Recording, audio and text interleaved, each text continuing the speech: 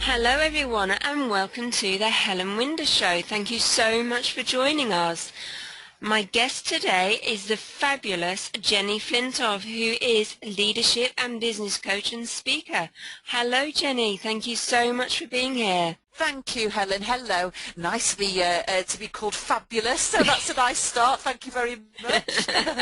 You are welcome. Oh, you're a treasure. Thank you. It's good to be here. So, share with us who you are and what it is that you do.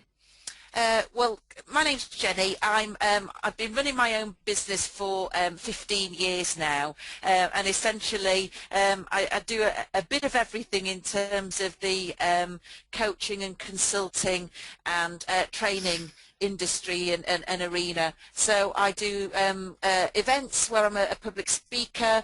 I do a lot of facilitation where I'm working with teams across the globe and just helping them make sense of their businesses and their work. And I also do a lot of work out of that. I get some coaching as a result of that, very often one-to-one. So a really nice mix of working with different people in different places. Fantastic. And is that in sort of larger companies or smaller businesses? Does it matter? It doesn't matter, although it does, for myself personally, it has been larger companies. I think it's just the nature of the beast and how it's grown, really. Yeah. When I first started up, I am very lucky that I've got some sort of very loyal clients, so I tend to stick with them. But in and amongst that, work comes out of it. So they're slightly larger, and again, I'm reticent about making that sound as if it's very showy-offy. I just think it's how it's happened really over the years. That's business, isn't it? We start off in one mode and we evolve and we have to go where it wants to go. Absolutely, Yeah, absolutely. fantastic. So I know I've been obviously following you on Twitter and we'll share how people can connect with you towards the end of the show. And you certainly are a very busy bee. You travel an awful lot. I am. Yeah, and that's challenging in itself. It's a lovely problem to have. I do take that on board. I think, very often you can listen to these calls where, people are saying, oh, I used to be like you, but now I'm flying all over the world and I'm doing this, that and the other. And it seems so detached from people when they're first setting up their own organisations and their own businesses. It can feel a little bit unfair, actually. And whilst it's not that glamorous, there has been a lot of sort of juggling with family and work over the last few months, which brings its challenges as well as its rewards. Gosh, yes, no, I fully understand that one. So, how do you balance it? Do you use time management tools, or how do you fit it all in with home and business? A lot of it's by luck. So some weeks I can sort of come through and I think, oh, it's an absolute breeze, and then there's other weeks, I've literally got through by the skin of my teeth. I think, flipping heck, Yeah. I do sort of go by the premise that actually things usually take a lot longer. So you think, oh yes, I can do that job, that's only a day, so I'll book that in, and oh, that's only a couple of days or half days, so I'll book that in, I've got time.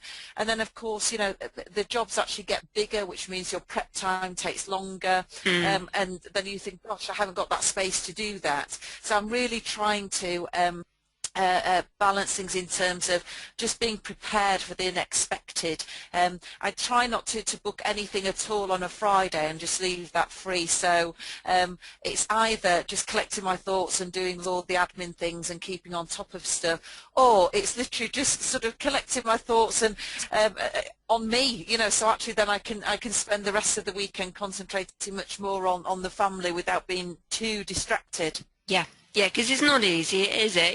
We try and, especially when we are the business, it's very difficult, isn't it? It's getting that balance. It's allowing ourselves to stop and focus on our other part of ourselves, which is family life. So it is quite a trick. It is, and actually, it becomes there's a real passion, and there's always something to do. It's like living in a house, there's always a wall to paint, there's always something to screw back up, there's always something to mend, there's always something to do. So you could be going all the time, and there has to be some sort of decision to say, look, in the grand scheme of things, if I don't do that today or tomorrow, how detrimental is that going to be? And is my time best placed, elsewhere, either just being on my own, because there'll be some people listening who don't have families or partners, or for those people who do, is it a time to be spending with loved ones, So I think it's just trying to sort of make that decision, because otherwise you can be just doing all the time. Absolutely. And while it's important to be active, it's also important to be purposeful as well. Absolutely. So, in business, as many listeners will know, it isn't always a straight road. There's going to be the odd sort of little obstacle, roadwork, dip, hit hump, whatever you want to call it. What have you had to go through in your business, in your sort of 15 years of doing what you do? What have been, if you're okay with this, to share your ups and downs, and how you have found your way through them? Yeah, I mean, I think I was very, very lucky, privileged, blessed, whatever you want to call it, when I first set up. I set up completely blind, really. So I left my job. I didn't have any contacts. I didn't have any work. I had nothing in the pipeline, and I certainly didn't have the luxury of, a husband who earned gazillions, who was able to keep me. We very much needed both wages coming in. And actually, I'm really glad that I did that, because it gave me the hunger to think, come on, you've got to get out there, you've got to find the work, rather than having a cushion. So that was really helpful. And actually, I built it and built it and built it, and everything's great, and I was very proud of it. And then, blow me, about sort of 5 years ago, there are a variety of things. I was pregnant, so I knew I was going to be taking a little bit of time off, but also there was a situation with my husband and his business where that took a bit of a knock. It was the whole economy, was taking a hit as well. Yeah. And it was getting to the point when I thought, flipping heck, it's all very well saying, robbing Peter to pay Paul, but Peter hasn't got anything to give Paul. So even after all this sort of, success of 10 years, it felt incredibly precarious, and very, very vulnerable. And I think it's a real sort of learning in terms of the whole sense of having your own business. It is precarious, it's making hay while the sun shines, absolutely, but it's also squirreling away for those downtimes, for when things are very, very lean, and having the backup to do that. And in and within that situation, I just had to work a lot harder at perhaps doing smaller jobs that I wouldn't necessarily choose out of choice, but at least we're starting to sort of keep the wolf from the door. And it's the aid that actually you're better off doing something than nothing, because when you do nothing, you start to feel more vulnerable, and your confidence takes even more of a knock. It feels more difficult to get back into the saddle. So I started doing just jobs that were quite small, not as well paid as potentially I'd been used to, but actually I just needed to work and just to get things going, and get myself out there, and believing that actually the corner would be turned. Absolutely, that's the key, isn't it? We're very good at just focusing on the big things, and we forget about safety nets and things like that, because in business you just never know what's around the corner. You don't, and you don't know what's around the corner in life. We've all been absolutely blindsided by things that have happened. You think, that wasn't in the plan, and so it's as much about how you respond to those as to how you set up initially, I think, really, and that's the important thing. Even really, really, really successful people had to start somewhere, and it's very difficult sometimes to look at them and to remember that. And it really is a case of, okay, keep going, but really focusing on what are the things that will bring the return, what are the things that will make the difference. I think that's the really important thing. It is, and understanding and just keeping in mind that sometimes the journey, the bigger picture that you see may change slightly. So you know, you will start off wanting to offer one thing and think that's it, that's the be all and end all, but it will tweak along the way because it has to work for you, it has to work for the economy and businesses out there. So it will change, won't it? Oh, for sure. And I think that's the one thing that is important to sort of build in. It's even though there are things that you think, I'm absolutely passionate about this and I really want this, and that's absolutely appropriate and how it should be. I think it's also sort of having a degree of flexibility in that. It's like having children, you know, we want them to be happy, we want them to be healthy, we want them to do good at school, we want them to have nice friends, we want them to get their good jobs, we want them to marry well and all that sort of stuff. You know, you have all these desires and these dreams, and ultimately, you know, things can go down that route and sometimes they can't, and it's being, you know, open to whatever is going to come, but embracing it in the best possible way. Because if you're so fixed about how things should be, that's when it's very difficult to recover from knockbacks. It really is, because you actually haven't got the resilience or the flexibility to think, right, okay, so, you know, what's the alternative here? It's like, you know, if there's a breakdown on the M25 or, you know, a motorway, and you think, well, I made the decision to go down the M1, so I'm going to stay here. And other people, I'm going to stay here until it gets cleared. You know, because I said I wanted to go on the M1, and of course everybody's saying, but that's ridiculous. Just come off this off this little slip road. Just do a bit of a detour around some A roads, and then get back on track. But just to sit there because that's what you decided to do, that's not helpful to anyone, and you're not going anywhere. You know. Absolutely, absolutely. Fully agree on that, and certainly have been down that road a few times. Oh, yes. So, in business and through all your experience and obviously what you do on a daily basis with your clients, what would be your top tips to people starting out or those that are maybe partway down the road but having a bit of a wee wobble?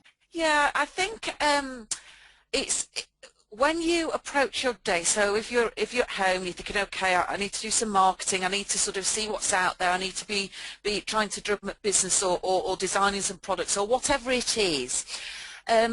The hours can absolutely spin out of control. So you think, right, well, I'll just have a little look on Google, see what's happening in this arena, you know, and see what's out there, see if that could give me some ideas. And, or I'll just have a look at this person because he's doing something similar to me, so let me just see what he seems to be doing, you know, and then I'll just have a look here. And before you know it, hours upon hours upon hours have gone by.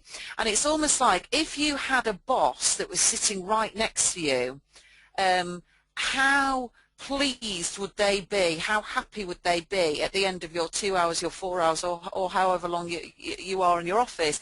How happy would they be? They quite rightly say, all you've done is just faff about on the internet, you know? So it's absolutely right to do research and so on, but it's absolutely right that you set yourselves two things. First of all, a deadline. Okay, I'm going to spend an hour on this, or you know, 40 minutes or whatever else. And number two, that you have a clear purpose, a clear outcome. So you're not just saying, I'll just have a look at what is out there. You might say, I'm going to have a look at these two websites or these two people, and what I'm going to do at the end of 45 minutes, I'm going to come up with some ideas that are sparked off within me that I can then start to translate into a product or a service or an idea for my website. So you're looking for something really specific, rather than just, I'll just take a look. So this is really going for shopping for that outfit and thinking, I know what it is, I need to get hat, gloves and a top, rather than I'm just going to go window shopping. You know, because it's not purposeful, it's time wasting, and that's when after a while you think, oh, just nothing's happening for me, but I'm working really hard, and you know, I've had to say to people, are you? or are you just spending a lot of time doing things? Because there's a real difference, and we have to be absolutely accountable to ourselves in where we're spending our time and what it is that we're doing within that. Time at the end of the day has a price on it, doesn't it? Definitely. So, And I think, it's one of those things, if you think, oh, I need to be finding more people, but people don't know who I am, and I don't want to do the networking scene because they all seem to be people like me who are looking for the same sort of business. So you think, okay, so what else could you do then? Is there a chamber of commerce locally that you could do, even a 20-minute talk? These sorts of places are always desperate to fill their agendas and their monthly meetings, and so actually just saying, can I come along, just do half an hour, or whatever it might be on X. I'm not looking to be paid. I'm literally just looking for two things: opportunities to meet new people and opportunities to get on my feet a bit more, just to sort of get out there. And so many people are generally so appreciative of that, because they've got a whole 12-month calendar that they're trying to fill. It gives you something to aim towards it, so that on Tuesday the 14th you are definitely going to do this talk, so you're going to have to get yourself together, and it brings you a bit of focus and a bit of stretch, which I think is really important. oh, it certainly is. Absolutely. Well, I mean, those tips are absolutely spot on, and I use them on a daily basis just so that I can manage my workload and everything, and keep tabs of myself. Yeah, absolutely, absolutely. Fantastic, Jenny. Now, listen, how can people connect with you? What's your Twitter handle? My Twitter handle is just me, so it's Jenny Flintoft, and Flintoft is OFT at the end, so I'm not like the cricketer. Oh, but my goodness, if I had £1 for every time I was asked that, I wouldn't be able to retire. So yeah, it's just Jenny Flintoft. Lovely. And on Facebook as well, if you want to come to Facebook, it's Jenny Flintoft Biz, B-I-Z. And it will be lovely to. I'm always keen to connect with people, to chat to people. It is me. It's not somebody who's doing it for me in the background. And I think anything where we're just sort of helping each other along, with little nuggets of truth and wisdom or encouragement on Facebook and Twitter, I think it's really important. So I'm happy to say hi to anybody there at all. Wonderful. And what's your website? It is literally jennyflintoft.com. Fantastic. Well, I'm trying to keep things simple, Helen. Simple is the best, believe me. It is. Fantastic. Well, what I'll do at the end of the show is I'll put all the details on my website. But listen, Jenny, thank you so much for taking the time to be with me and to share your fabulous wisdom and everything with our listeners. Thank you so much. It's an absolute pleasure, and thank you for inviting me. You're welcome. Speak soon. Speak soon.